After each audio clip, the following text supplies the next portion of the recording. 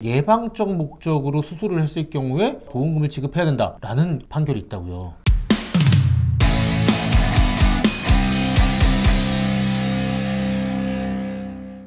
안녕하세요. 뉴스포트 보험 전문 기자 김승동 기자입니다. 안녕하세요. 보험 전문 변호사 최혜원 변호사입니다. 우리가 보험을 왜 가입할까요? 불의의 사고에 대비해서 가입하는 거 아닐까요? 그렇죠.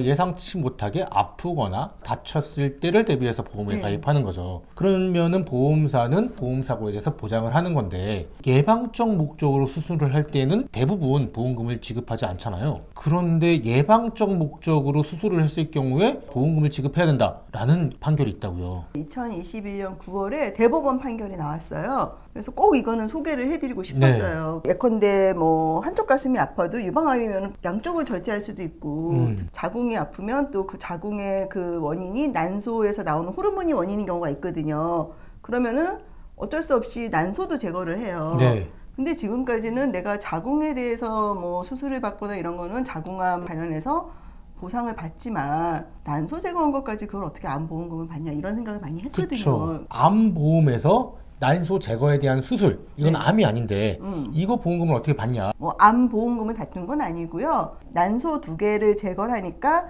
생식 기능의 50%가 이제 이상 기능이 상실돼서 장애 진단을 받은 거잖아요. 보험료 납입 면제 그걸 다툰 거예요.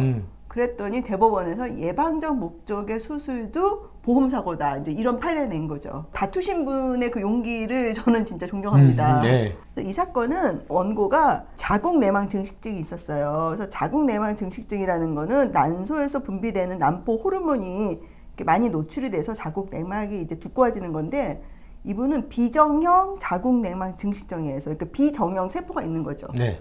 근데 이런 경우에는 이 자궁 내망 증식증이 자궁 내막암으로 이제 발전될 가능성이 높은 거예요. 이제 자궁은 절제하는 수술을 하고 아무래도 그 난소에서 나오는 호르몬이 영향이 있으니까 그쵸.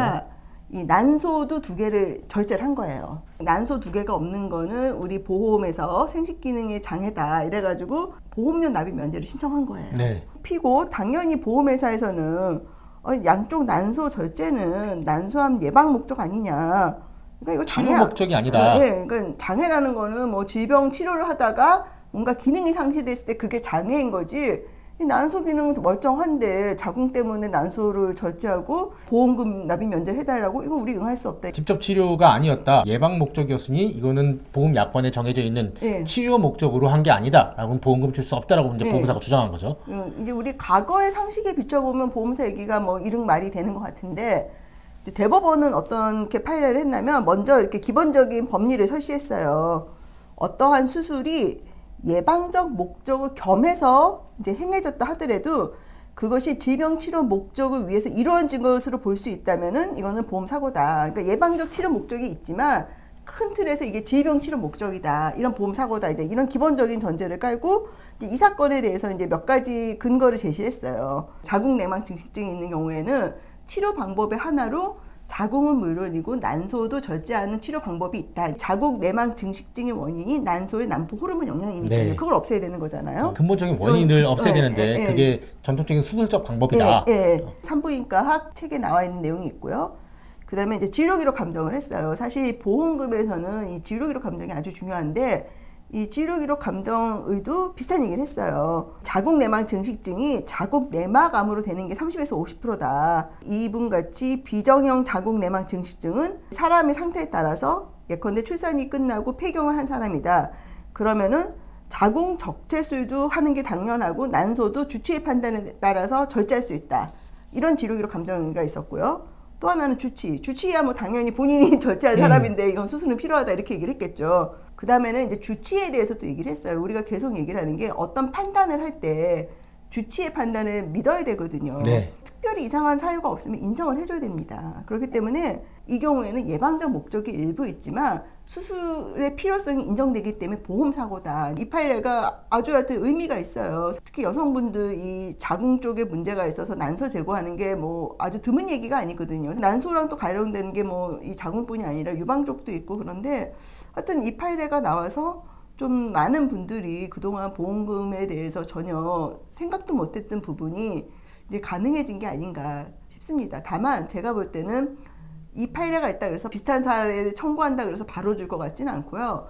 이거 외에도 지록이록 감정은 필수적으로 나가야 될 것 같고요. 기타 또 유리한 정황이 있어야 될 것 같습니다. 지금 A라는 질병이 있는데 이거를 근본적인 치료를 하지 않으면 다시 더 심해져서 B라는 질환이 올 수밖에 없을 거야. 그러니 B라는 질환이 가기 전에 근본을 치료하는 게 나아라는 거였고요. 보험사는 B가 돼야지 B에 관련된 보험금을 지급하지. 근데 B가 아직 되지 않았어. B에 대한 보험금을 줄 수 없어였거든요.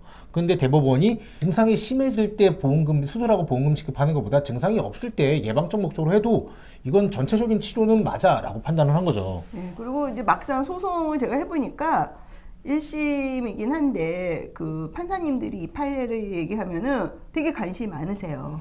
제가 느낀 거는 이 파일레는 판사님들이 관심이 많고 사실상 보험 계약자들한테는 엄청 유리한 파일레구나 이제 이런 생각이 들었습니다. 그래서 오늘 소개를 했습니다. 무조건 질병에 걸리고 치료 목적으로만 수술이라든가 어떤 행위를 했을 때 보험금이 나오는 게 아니다.